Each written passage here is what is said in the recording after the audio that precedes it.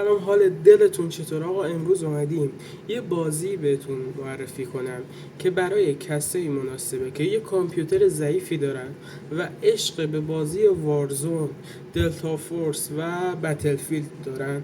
این بازی میشه بگی تقریبا شبیه این بازی ها هست و یه بازی شوتره که بد نیست. مومنتو اصلا میشه بگی همه چیز شبیه بازی وارزونه و اومدم بهتون معرفیش کنیم، با هم دیگه پلی بدیم این بازی و برای سیستمایی هم که حتی فقط 1 گیگ گرافیک دارن این بازی میتونن با 60 FPS پلی بدن.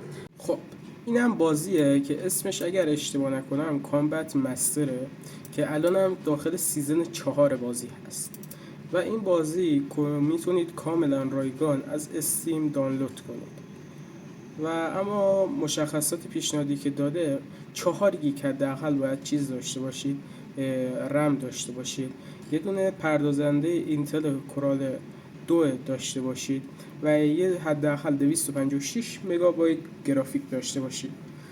خب حالا بریم این بازی رو با هم دیگه تست کنیم که ببینیم چطور بازیه.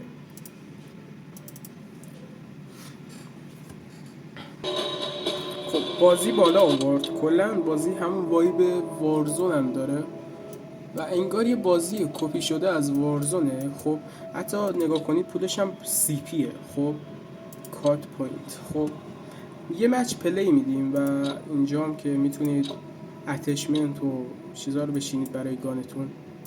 یه مچ همینطوری تست پلی میدیم. منم زیاد بازی نکردم واقعیتش، زیاد بلد نیستم و همینطوری پلی میدیم تا با سبک این بازی آشنا بشید.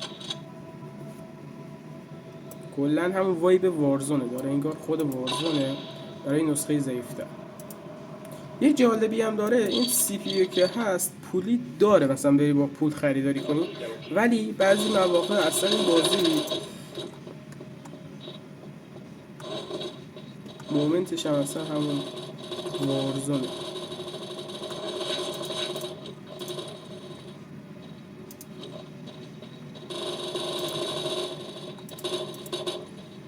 گان رایکوریه.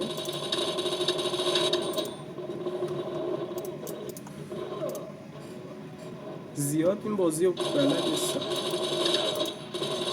من کانتر پلیرم. البته من یه چند مچ باش پلی دادم. این بازی یه باگی که داره اینه از همه چیز میره بالا، یعنی شما حتی میتونید برید بالای این دیواران اگه بپرید و کلا منطقی نیست بازی.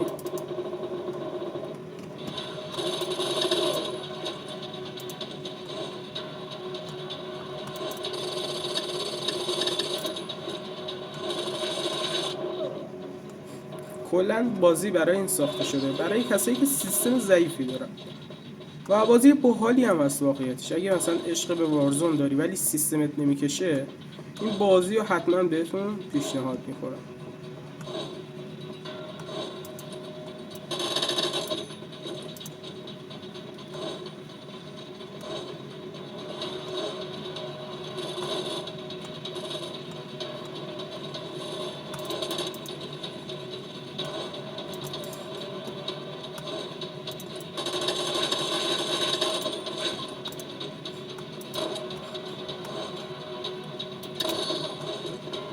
یه جالبی داره دقیقا مثل وارزون بات نداره این بازی و اکثرا انمی هم و خیلی خوبه.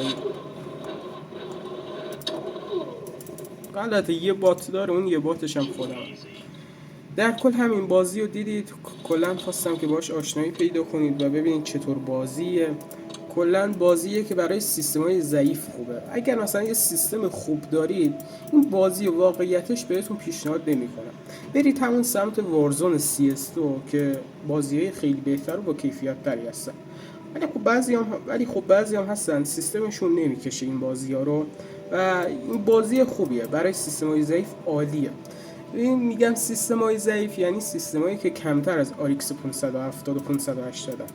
نه RX 570 و RX 580 میتونید برید سمت CS و وارزون هم حداقل بین 60 تا 90 FPS رو میگیرید.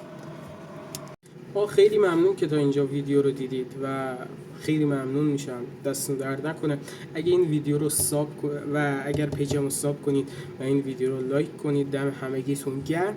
و بیشتر دوست دارید ویدیوها در چه موردی باشه؟ بیشتر راجع به فوتبال باشه، گیمایی که فوتبالی هستن مثل FC و ای اسپورت، خب، و یا بازیایی که راجع به ماشین باشن مثل فورزا و نید فور اسپید، و بازیای شوتر هم مثل کانتر استریک یا همون CS2، خب، یا وارزون. هر کدوم شما بگید براتون ویدیو میگیرم و امیدوارم حال دل همتون خوب باشه. فعلا خداحافظ همگی.